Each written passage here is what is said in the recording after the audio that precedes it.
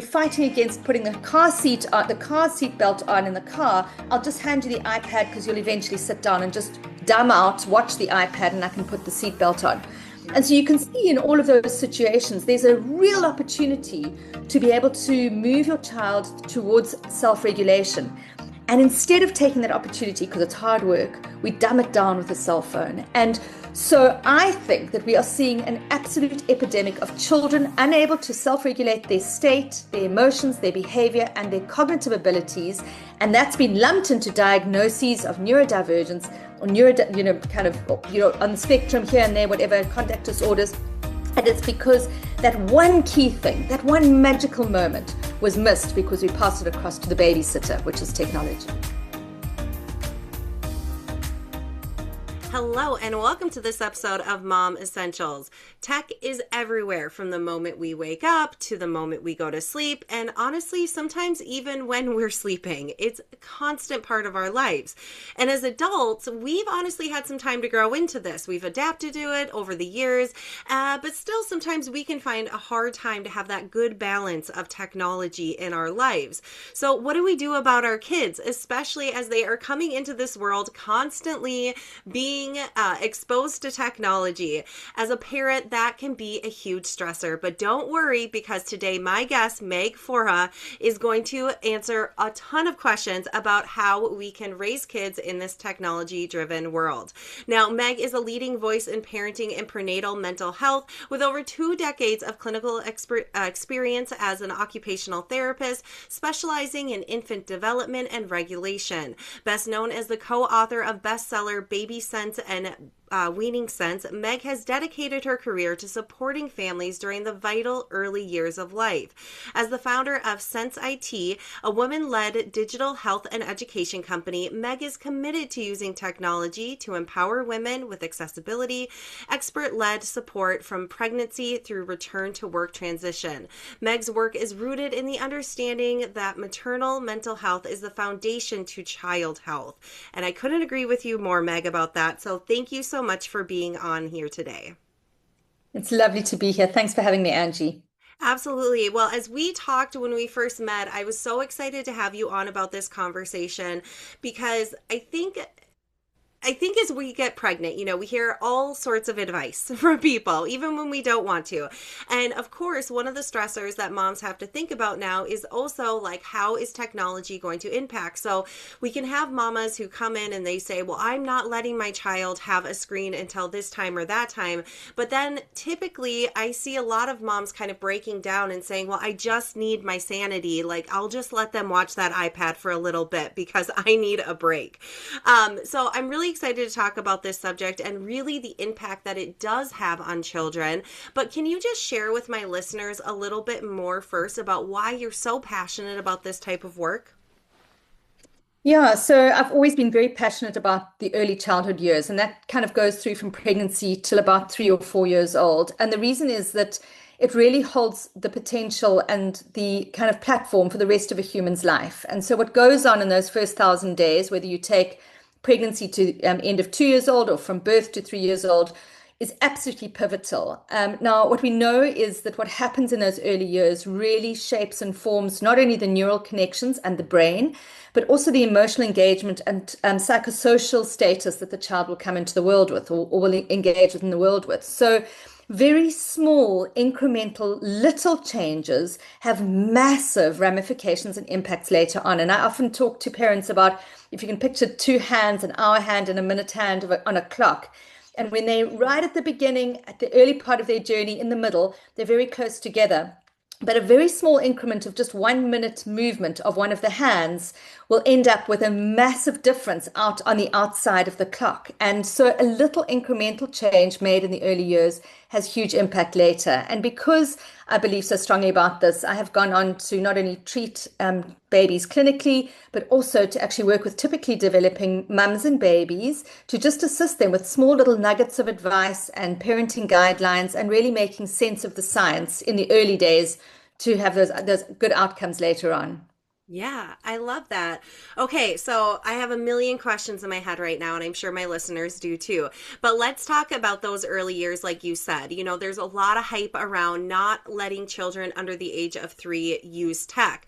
Now, are we right to be alarmed around that age? And why maybe is that the truth or not the truth? So the human developing brain is it's a very, very specific a status of the brain in that we have got millions of neurons, but very few neural connections. Mm. And that means that everything that goes on in the early days allows for the wiring of the brain. And we know this from experiments, and some of them quite tragic experiments that happened in the 1900s, where we saw that if we didn't stimulate a human in the early years, we could end up with the brain development actually being hampered for life. And that was some of the studies that were done on the Romanian orphanages, as an example, where children didn't have sensory exposure in the first year of life, and that had massive ramifications long term. In fact, most of them had cognitive deficits for the rest of their life. So we know that sensory experience in the first 3 years of life wires the brain. It makes those little neural connections. And we also know that emotional connection also wires the human for emotional connections later on. And so I always think about like those perfect ingredients that go into the developing brain, aside from obviously nutrition, which is one thing. But the other two really meaningful things that we have a handle on as parents that we can control them. One is sensory experiences, and the other one is emotional connection. Mm. Now, when you think about technology, you can just listeners can actually just think about a child, a 2-year-old who's sitting on a sofa or a couch in the lounge, and they've got an iPad on their lap, and they're watching this iPad, and whatever it is, it's YouTube on autoplay or whatever it is, and you can just imagine what's going on a sensory level. Now, what's actually happening there is that there's some visual stimulation going to the visual cortex, and there's a little bit of auditory as well. But none of that visual and auditory takes into any consideration what the child's response is. So it's very unidirectional, flooded at the child. What there is none of on a sensory level is vestibular, which is movement. There is no proprioception, which is our sense of body and space. There is no smell and taste. And so you can see that we've really actually got a sensory deficit happening when we have children watching, for instance, an iPad or screen time. At the same time, there's also a complete deficit of emotional connection, because emotional connection, by nature of the fact that it is generally human driven, is between two people, one person reading another person's signals and responding to them. And it triggers what are known as mirror neurons in our brain. So we can actually feel somebody else's emotions, we get engaged in it, and we absolutely, love to engage in that way. And so you can see that there's an absolute sterility around screens when it comes to those two critical wiring ingredients for the brain, the sensory and the emotional. And so when you have people take a stand on no screen time or limit screen time, or what is screen time doing to your baby's brain, they're coming from that context, because we know that what's going on, the ingredients that are going into the developing brain are not ideal for that brain. Yeah. I really like how you broke it down in like the ingredients, right? Like that's such a more comprehensive way to think about it, of what's going into the brain versus just hearing like, don't let your kids watch any screen. So are you saying like your recommendation again, and I know you're coming from a very like research backed perspective as well, is don't expose children under 3 to any type of screen? So if you wanted to go gold standard, that probably would be the way to go. You would probably say, all right, absolutely no screens before the age of 3, and children would grow up with no technology in their environment. But of course, we know that that's not possible. It really isn't. And the reason it's absolutely not possible is that I challenge any parent who's listening to this to say that they won't use a screen themselves for the first 3 years of their child's life. And none of us would do that. We wouldn't be able to do that. So by nature of the fact that we are using screens are having an impact on our children. And we can talk a little later about the impact of parents using screens on children as well. So that impact is happening. We're not going to get away from it. But what it does start to break it down to is, and what parents can start to think about, and I always think that nuance is important in a conversation like this. Nothing can be black and white. Mm-hmm. And so the nuance of it is, how much time is your child having that technology? What is that technology displacing? what are they watching and what are you doing while they're watching? And if you start to look at their tech use or their screen use with those kind of lenses, you're probably going to do a lot better job than if you just stick your child in front of an autoplay YouTube for 2 hours on end, which is obviously the extreme. But although it's not that extreme because there are a lot of parents using tech more than that. Yeah. Yeah, absolutely. I think you bring up a great point. So, in my calm approach, the A stands for awareness and accountability. And I always tell parents that it's really about becoming curious at that stage with the awareness piece. And we kind of get to be like little detectives to figure out what is going on. And I think we can also adapt that awareness to what is happening when our children are exposed to technology as well. Like, how often are they doing it? What are we doing while they're watching? Like, all those great questions that you just got brought up. And so often I talk a lot about on this podcast how moms are at such high capacity a lot of the time that we're running in our fight or flight, but we just label it as normal motherhood because those are the external messages we've been told. Like, you're always going to be tired, you're always going to be busy, you're just going to be running from one thing to the other, you're never going to get sleep again. And so I think that's an important piece, again, to bring into that awareness is like, okay, what's actually happening here and how are we interacting with our children even if screens are present? Because you're right. No parent, even myself, would not be able to say, okay, I'm having a new baby and I'm not going to look at technology for 3 years. Like, because look at us right now. We're Zooming right now to record this podcast. I was on my phone earlier this morning checking my emails. I mean, it's just such an adaptable part of our life. But I'm really glad that you brought this up because it was actually one of the questions I was writing down is what can we do in your expertise as parents to better be prepared to have a healthier relationship with technology, possibly before having a child come into the world?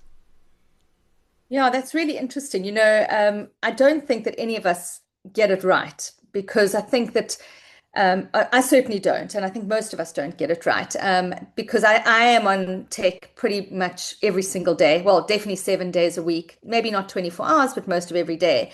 And I'm highly dependent on it. I came across the most wonderful tool the other day, which was this was a non-Jewish person who was saying that the Jewish Sabbath is actually a principle we should all have in our lives. And so I was quite fascinated by this. And I started to look into it. And the idea was that at sunset on, let's say, Saturday evening or can be Friday evening, you put your takeaway and for 24 hours you actually go without it and you have a full like day of just absolutely no technology.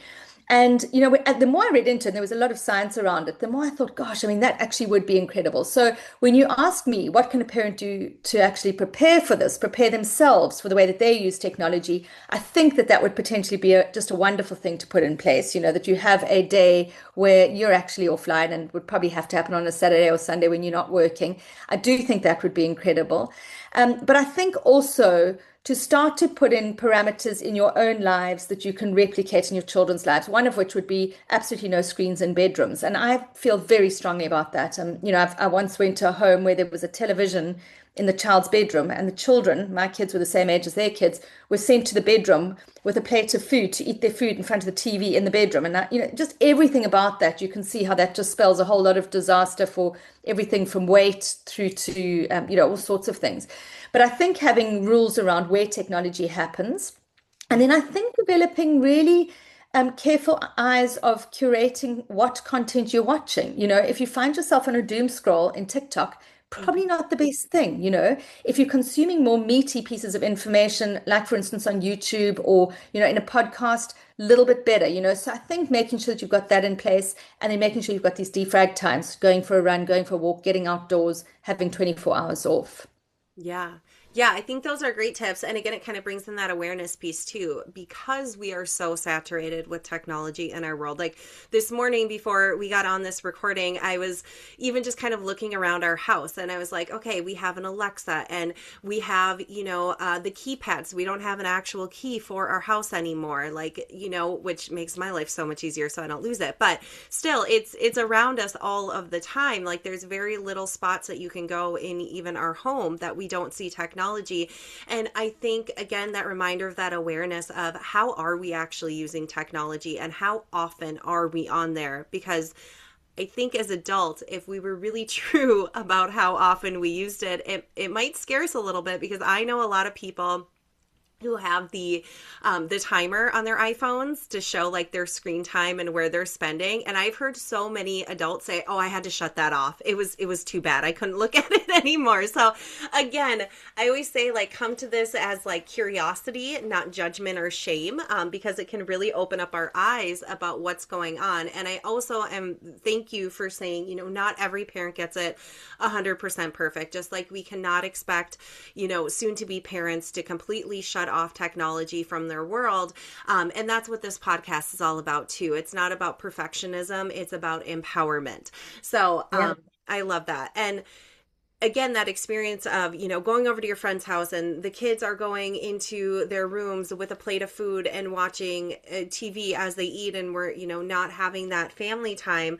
Again, really looking at our behaviors. That's the other part of my calm approach is modeling, mindful modeling, because kids watch us to see what they should do and how they should act and react in their behaviors.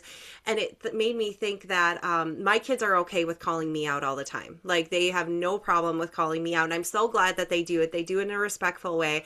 But a couple weeks ago, we were doing our family meeting and my husband was going to do some of the grocery shopping. And even though there's a list in there, he was using his phone.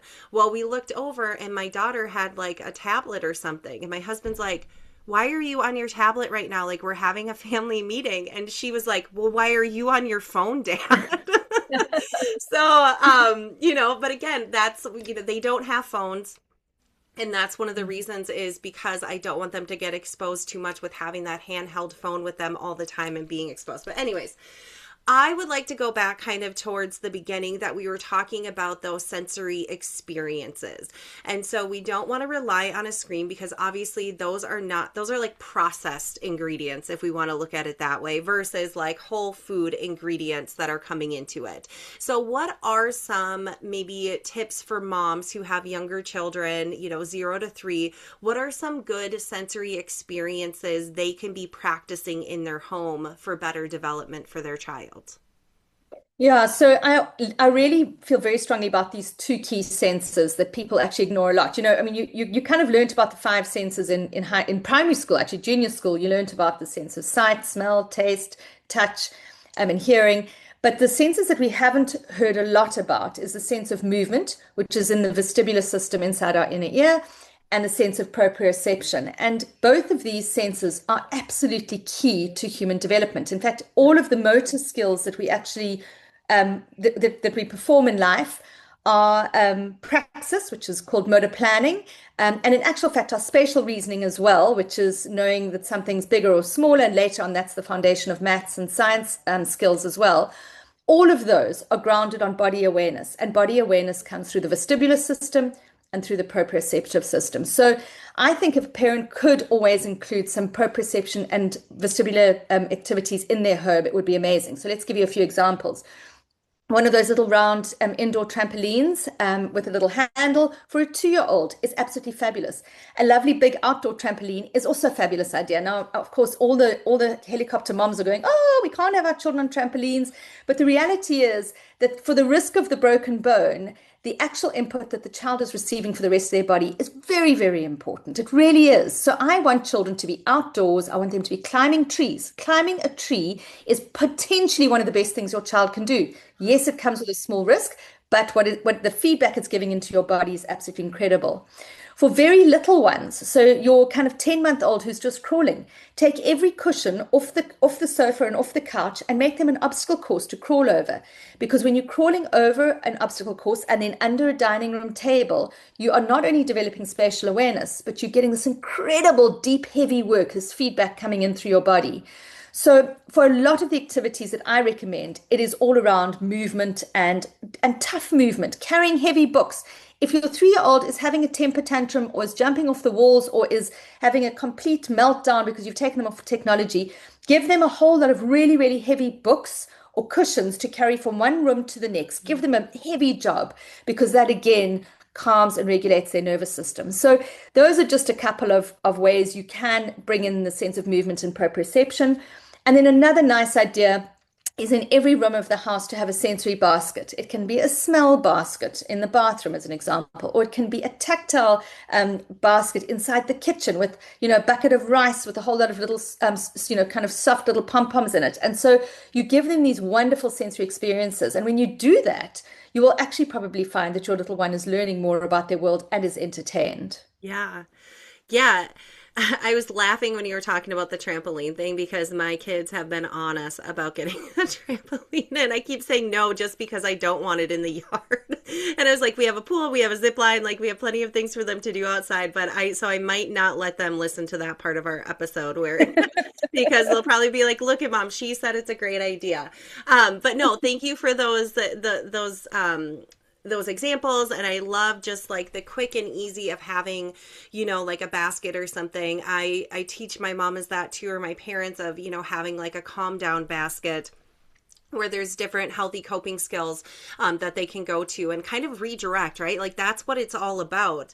The power struggles happen when we sit there and we try to argue and reason with this tiny human, and then we get out of our sweet spot of emotions, they're out of their sweet spot of emotions. And I kind of compare it to, have you ever, pushed an open door and you're like pushing it and you're like, why is this not working? And you're like, oh, I have to pull it. When we're trying to do stuff, it's not going to get us anywhere. So I love those ideas and suggestions for sure. And they're just so quick and easy, right? Like that's what moms need, is they need those easy things to help redirect their children, like carrying the heavy books and stuff like that. But you brought up a really good point, and that's dysregulation, because kids are very easily dysregulated. And right now we kind of are seeing that more and more. So is tech the real culprit of that? Yes, for two reasons. The one is that it really works on neural pathways that feed into addiction. So it gives you very quick hits.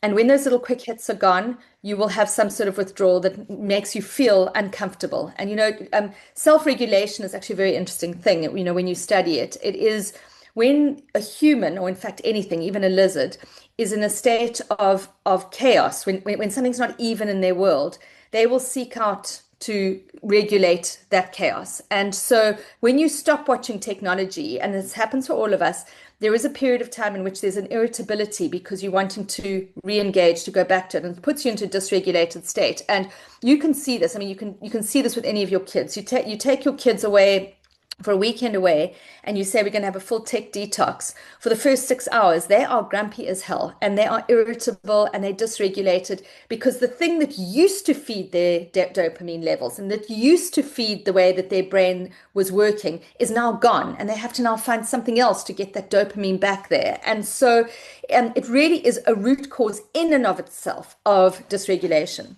But there is a bigger reason why technology has a terrible impact on self-regulation, and that is that part of the journey of learning to self-regulate, and I mean, this is very much something that I talk about in a lot of my books, but the process of learning to self-regulate anything, whether it's regulating your sleep or regulating your mood or regulating your behavior or regulating your eating, any of that happens in the context of a relationship. So every human being begins life fully dependent on another human being. A baby, breastfeeding, in fact, when they're in utero, just getting their nutrients on tap through the placenta, later on breastfeeding, later on weaning.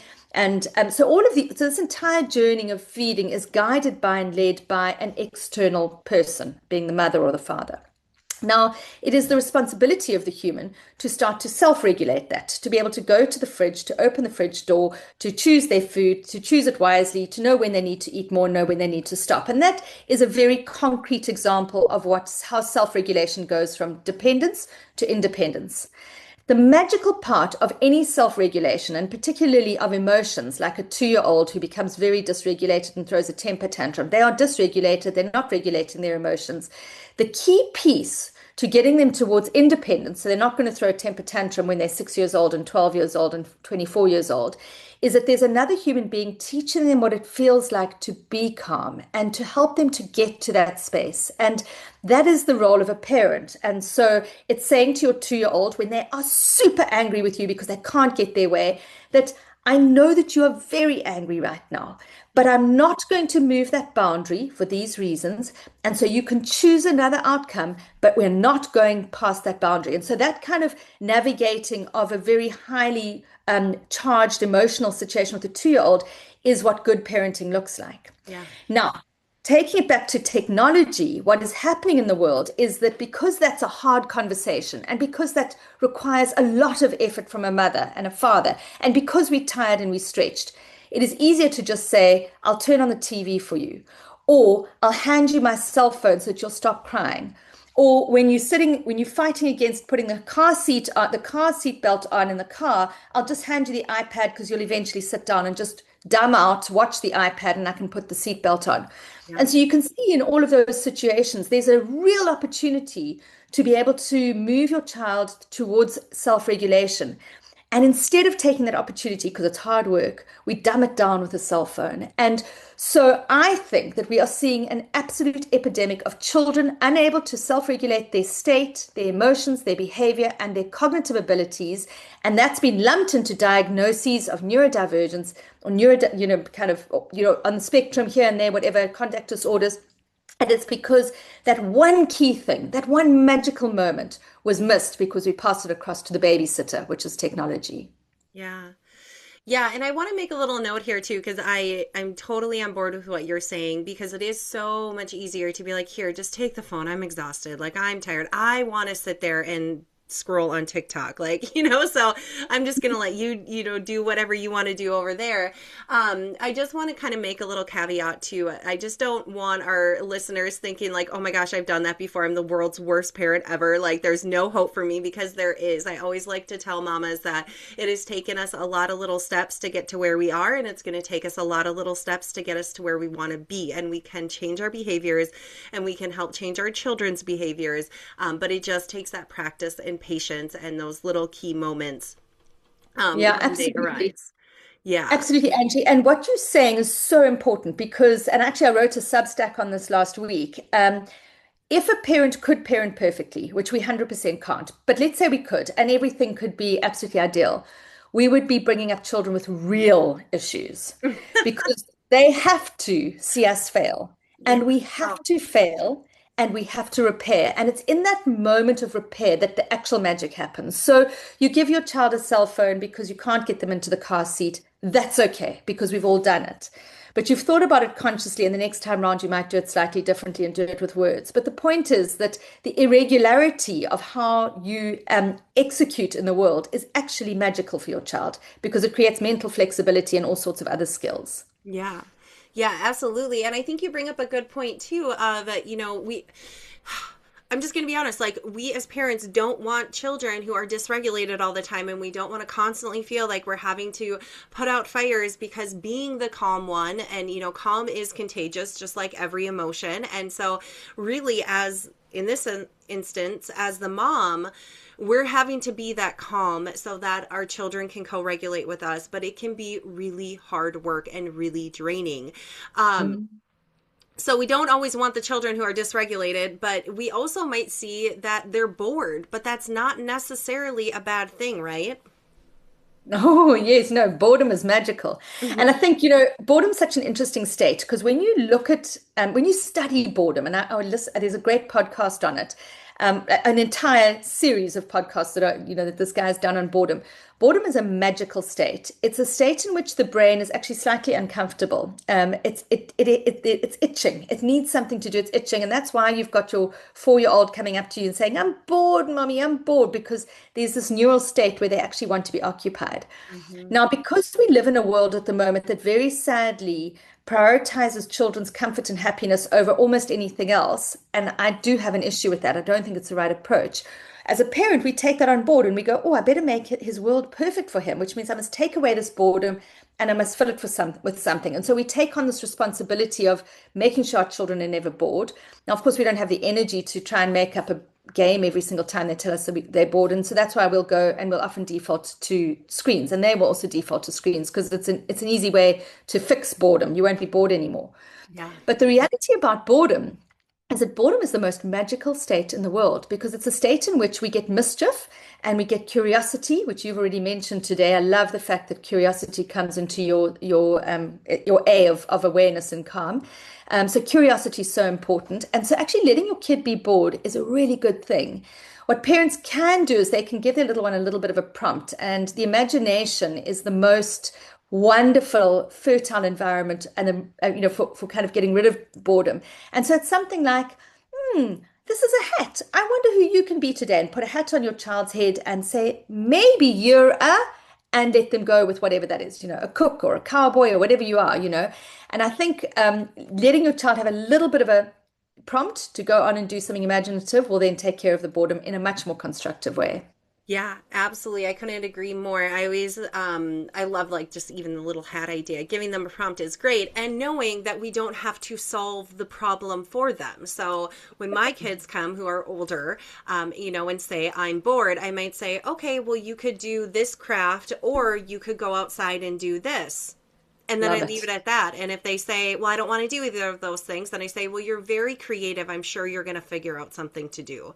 And so knowing that we don't always have to, because we do need to stretch their imagination and their problem solving skills. So Meg, we could go on a whole tangent right now of like lawnmower parents or snowblower parents, whatever you want to call them, and them needing to see us fail. I mean, we could make this like a 2-hour podcast, but we are wrapping up on time, and there are a few more questions that I really want to make sure we get to, Meg, because you talk about a still face, a pendulum, and or paradigm. Sorry, what exactly is that, and why do us as parents need to know about it? I'm very curious. Yeah, so the still face scenario was an experiment that was done by Tronick in the 1970s, I think, where he took a mum and a baby, and in the experiment, the mum is attached to her baby. They have this beautiful relationship that's an engaged mother, and there's cameras on the mum's face and on the baby's face in the still face scenario. And we see these wonderful engagements between the mum and the baby. And then the tester, the experimenter, says to the mum, look away. And when you look back with a still face. Mm. And if moms, you need to go and watch this because you'll feel the discomfort we all feel when we watch it. You'll find it on YouTube if you Google it. But what happens in the next few minutes is the most uncomfortable thing. The baby tries to woo the mom, flirt with the mom, get the mom's attention, do what they were doing 3 seconds ago to get the mom's attention, wanting this reciprocal interaction. And the mom is still face. She stares at her child with no emotion. And within a split second, it is so fast, the child notices the difference that's happened to their mum. And then they start to become very, very dysregulated, eventually crying, screaming, arching their back, losing muscle tone. They really did become very, very unhappy. Now, of course, the experimenter then tells the mum to look back and repair, and everything is fine. Yeah. But it doesn't sit well with us. We can feel the discomfort for the baby and for the mum. The problem with the still face scenario is it is exactly what happens when we put our face in our phones and we start doom scrolling through a social media account. Because what happens is we are removed and our children see the top of our head and a still face, and there's nobody to engage with them. And I mean, you can go into any restaurant, coffee shop, and you can see this happening where a mom's head is in her phone and her baby is then getting no interaction. Now, there's a word for this now, and it's called technoference. So it's the interference that comes not from a child watching screens, but from a parent watching screens in front of a child. And it does take us out of the situation. Now, we are never going to get away from this, Angie. This is not going to happen because we all do put our head in our phone to be able to write a shopping list like your husband did the other day, or to quickly go and check an app. I developed an app called Parent Sense. So I know I sit on that side of actually creating digital tools for moms. So I get it that we have to move into a digital space every now and then. But I do think the big warning needs to sit around the social media accounts, because what happens with the social media algorithms is the way in which information is fed to you makes the length of time that your head is buried in that phone so much longer. And before you know it, you look up and it's kind of not 15 seconds, but 15 minutes because you had forgotten that your child was there. And so I think, again, be conscious of what you're looking at on your phone, and try not to use social accounts when you are around your child. So if that can be a limitation for you, that yes, use your TikTok, use your Insta, but use your YouTube, but try and do that. Keep that for moments when you are apart from your child. And in that way, you can guard against this technoference as much as possible. Yeah, great advice. Thank you for explaining that. Okay, and you already mentioned it, which is what I kind of wanted to end on, is I want you to share with my audience and my listeners a little bit more about this developed app that you have. So please share. Yeah, so we have an app called Parent Sense. It is an app that goes from pregnancy to 5 years old. It covers off the four main domains of parenting, which is sleep, nutrition, play, and health. And in the play section of the app, there's an activity for every single day of your child's life for stimulation. So if you've run out of ideas of that kind of obstacle course from the couch, we've got ideas for every day. And there's also actually, if you've got older toddlers and preschoolers, there's a course inside the app called the Explore Play course, where we actually have a curriculum for every day to try and stimulate your little one through non-tech ideas. Yeah, so the app is called Parent Sense, and it's available on the iOS and on the Google Play Store. Awesome. Well, Meg, again, I feel like we could go off in a million directions still, because I'm sure my listeners have a lot of questions after listening to this, and they want to find out more. And they can do that by going to the show notes, because I'm going to be able to have your information in there so they can get connected with you. And of course, I'm assuming that they can find your app through your website as well. Yes, definitely. megfaure.com or parentsense.app. Perfect. I will have both of those in the show notes for you listeners. Again, Meg, thank you so much for all of your time and wisdom and suggestions for my mamas tuning in here. And of course, listeners, stick around for the Essential Minute coming up next, and we'll see you next time on Mom Essentials. Hey, thanks for sticking around for this Essential Minute. Now, I wanted to share with you today about balance as it relates really well to this episode. Meg and I talked about how self-regulation in our kids is built in relationships, not through screens, right? Which means we have to be the grounded one, even when things around us are overstimulating, pinging, buzzing, just calling for our attention nonstop. And honestly, that's a really tall order for us mamas. So that's exactly where balance comes into play. Balance is doTERRA's grounding blend. It's a warm, earthy mix of oils like spruce, whole wood, frankincense, blue tansy, and blue chamomile in a fractionated coconut base. Now, it's designed to promote tranquility and whole body harmony, and it genuinely feels like taking a deep breath in bottle form. So here are 3 easy ways that you can start using it in your home. 1, diffuse it. Put it in your kitchen, your living room, your bedroom in the beginning of the day. You know, before the lunch making, the where are my shoes, and the 500 decisions before 8 a.m. kick in. You really can set the tone for your home before the day starts running you. Now, 2, you can actually swipe a drop right on the bottom of your feet. It's a great time to do it before bedtime, in the morning, or before that pickup in the afternoon. The moments where Meg calls the big transitions. It helps you walk in grounded instead of creating reactivity all the time. And 3rd way, this one connects right back to the episode. Next time you feel your urge of reaching for your phone, reach for this instead. Put a drop or 2 into your palms, rub it together, and take 3 deep breaths in. This is your reset. That's your still face interruption. And that's you choosing presence over technology. Now, if you want to add this to your parenting toolbox, head to the show notes and click the link. Happy oiling!